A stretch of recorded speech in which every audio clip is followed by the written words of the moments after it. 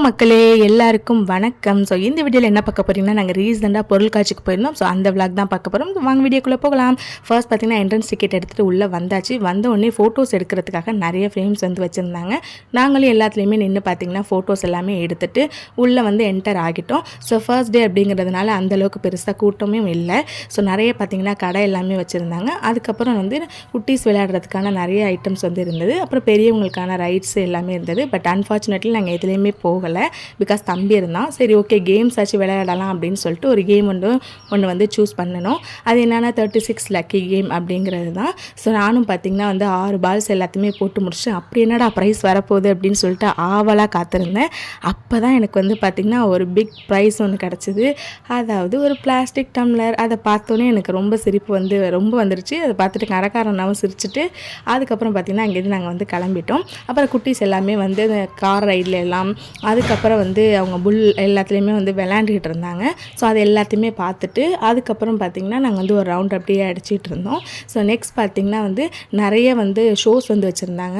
அதாவது வந்து ghost house, 3D show, magic show, snow world அப்படின்னு சொல்லிட்டு நிறைய வச்சுருந்தாங்க. நாங்கள் தம்பியை கூட்டிகிட்டு போனதுனால எங்களால் எதுலேயுமே வந்து போக முடியல. ஸோ ஜஸ்ட் வந்து பார்த்துட்டு மட்டும் விட்டுட்டோம். அதுக்கப்புறம் பார்த்தா ஒரு இடத்துல ரொம்ப க்ரௌடாக இருந்துச்சு. என்னடா அப்படின்னு பார்த்தா நம்ம ஆகிட்டோம்.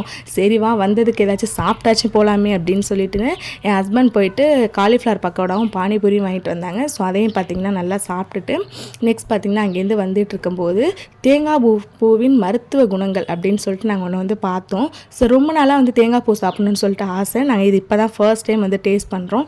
ஸோ நாங்கள் பார்த்திங்கன்னா 2 பேருமே சாப்பிட்டோம். உண்மையிலே சொல்லணும்னா டேஸ்ட் வந்து சூப்பராக இருந்துச்சு. யாரெல்லாம் தேங்காய் பூ சாப்பிட்ருக்கீங்க அப்படிங்கிறத மறக்காமல் கமெண்ட் பண்ணுங்கள். ஸோ நெக்ஸ்ட் பார்த்திங்கன்னா வந்து அப்படியே திரும்பினா அந்த இடத்துல பார்த்திங்கன்னா காட்டன் கேண்டி வந்து விற்றுட்டு இருந்தாங்க.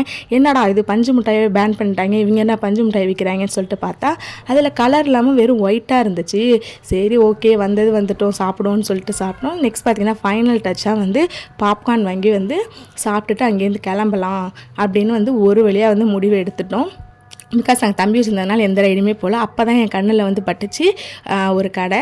ஸோ வந்து எங்கே நான் வந்து எப்போ போனாலுமே அது மெமரியாக இருக்கிறதுக்காக ஏதாச்சும் ஒரு திங்ஸ் வந்து வாங்குவேன். ஸோ அதே மாதிரி ஒன்று வாங்கிட்டு அங்கேருந்து நாங்கள் கிளம்பிட்டோம். ஸோ இந்த வீடியோ பிடிச்சிருந்துச்சுன்னா லைக் பண்ணுங்கள். நீங்களும் இது மாதிரி பொருள் காட்சி போயிருந்தீங்கன்னா கமெண்ட் பண்ணுங்கள். தேங்க்யூ.